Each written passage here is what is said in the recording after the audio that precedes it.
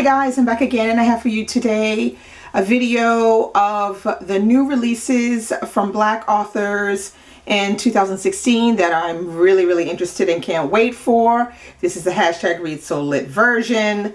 So let's get started. Now, the first book I have on the list, The Birds of Opulence by Crystal Wilkinson, and it is being released on March 7th by University of Kentucky Press. I'm going to read you a little bit about what the book is talking about because I don't know if you've ever heard of Crystal Wilkinson.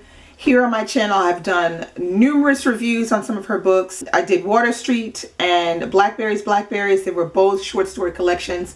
I absolutely adored Water Street, and I think you should really give her a go if you are not interested in reading this one that I'm talking about. It says, The Birds of Opulence centers on several generations of women in a bucolic southern Black township as they live with and sometimes surrender to madness. The Good Brown family, led by matriarch and pillar of the community, Minnie Mae, is plagued by old secrets and embarrassment over mental illness and illegitimacy. Meanwhile, single mother Francine Clark is haunted by her dead lightning-struck husband and forced to fight against both the moral judgment of the community and her own rebellious daughter, Mona. Okay, so it gives you kind of an idea what it's about. Crystal Wilkinson, remember, is very good at character development and of mixing her characters and storylines and really developing them as well as the plot at the same time. Very good. The second book on my list is Lazaretto by Diane McKinney Whetstone.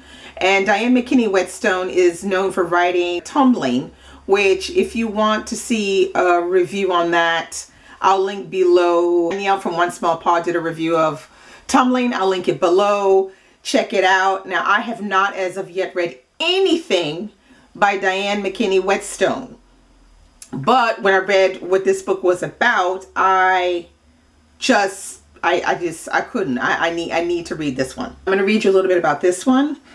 It says, Diane McKinney Whetstone's nationally best-selling novel Tumbling immersed us into Philadelphia's Black community during the Civil Rights era, and she returns to the city in this new historical novel about a cast of 19th century characters whose colorful lives intersect at legendary Lazaretto, America's first quarantine hospital.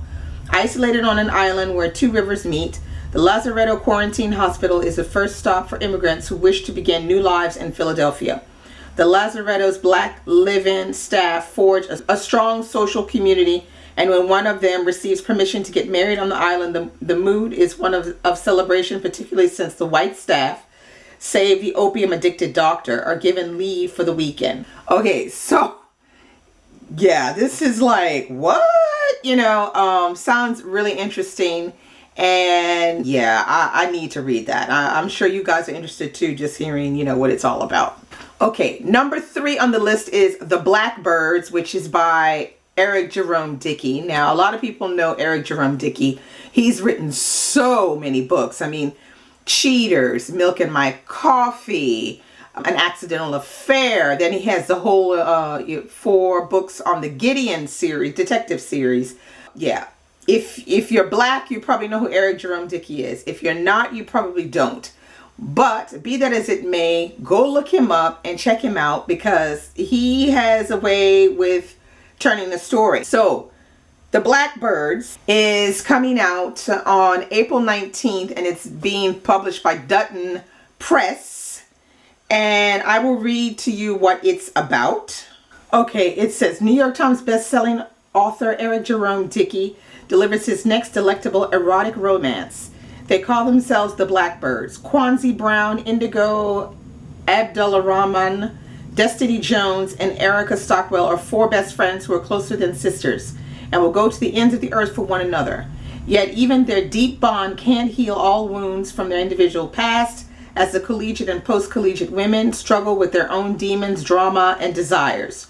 Trying to forget her cheating ex-fiancé, Kwanzaa becomes entangled with a wicked one-night stand, a man who turns out to be 1 in 5 million.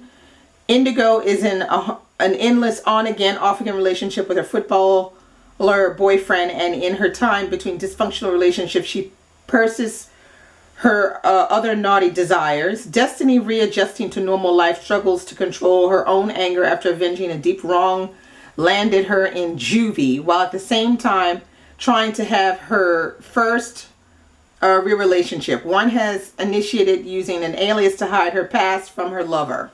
Okay, so you get the idea. I guess you could call this, it sounds like a bit of a girlfriend book from Denise D. Cooper's, the way she formulates it. And that's what it kind of sounds. It sounds like, you know, like a little chick lit kind of book. But you know what? Every now and then you need a chick lit. Okay, next book on my list is The Book of Harlan, and that is by Bernice L. McFadden, and I cannot wait for this book. It is being released May 3rd. Lord, I gotta wait till May 3rd to read this one. And it's being published by Akashic Books. All right, now let me tell you what this one is all about. Okay, it says, during World War II, 2 African-American musicians are captured by the Nazis in Paris and imprisoned at the Buchenwald concentration camp. The Book of Harlan opens with the courtship of Harlan's parents and his 1917 birth in Macon, Georgia.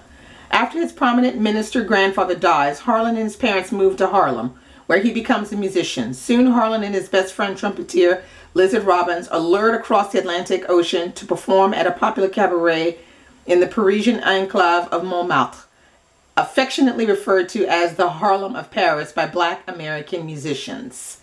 When the City of Light falls under Nazi occupation, Harlan and Lizard are thrown into Buchenwald, the notorious concentration camp in Weimar, Germany. Okay, this I need to read.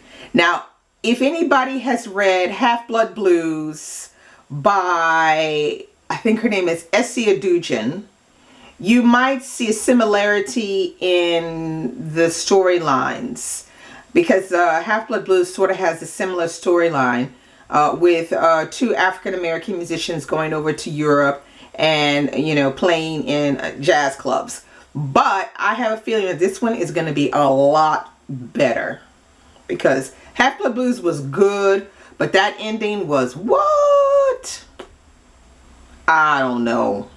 But this one sounds like it should be fantastic. So I can't wait till May. It's killing me that I have to wait until May. But anyway, next book on the list is I Almost Forgot About You, and that's by Terry McMillan.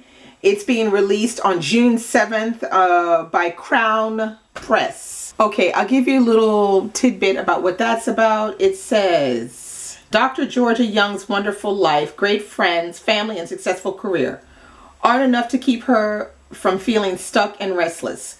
When she decides to make some major changes in her life, quitting her job as an optometrist and moving house, she finds herself on a wild journey that may or may not include a second chance at love.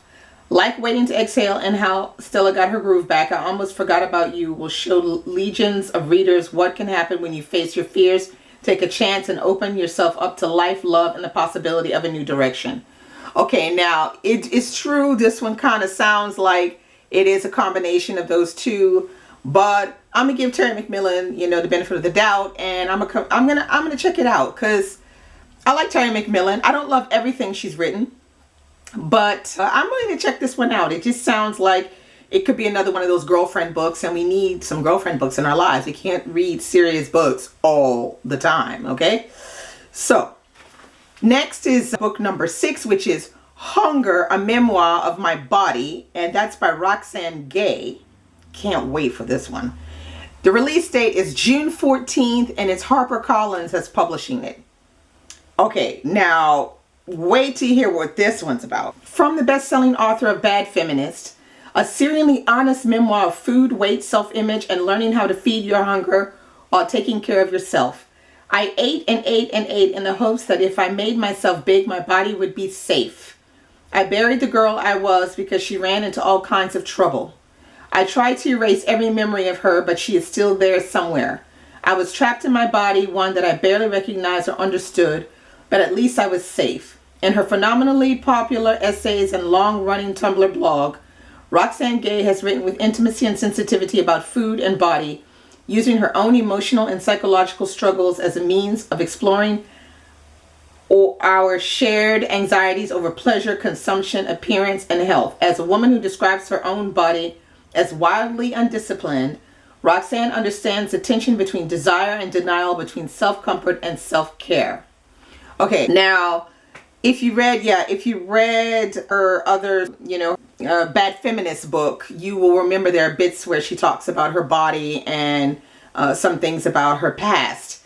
And when I saw this was coming out, I think this is going to be a book that everybody should read, that they might learn something about it. And I must admit that even in Bad Feminist, the thing that struck me the most about it was how she was putting herself out there and really telling you how she felt from her point of view and from the things that had happened to her. And I thought that was admirable, because it's not necessarily what a lot of authors will actually do. And the fact that she's putting out this memoir and she's completely turning it around her own body, I find that very interesting and admirable, and that it would be something that'd be really interesting to read. All right, number 7 and the last book on my list is The Underground Railroad by Colson Whitehead, and it's being published on September 13th by Doubleday Press. All right, now I have read nothing by Colson Whitehead, but when I checked this one out, I said, oh boy, yeah, I need to read this one. Okay, it says, Cora is a slave on a cotton plantation in Georgia. Life is hellish for all slaves, but Cora is an outcast even among her fellow Africans, and she is coming into womanhood. Even greater pain awaits. Caesar, a recent arrival from Virginia, tells her of the Underground Railroad, and they plot their escape.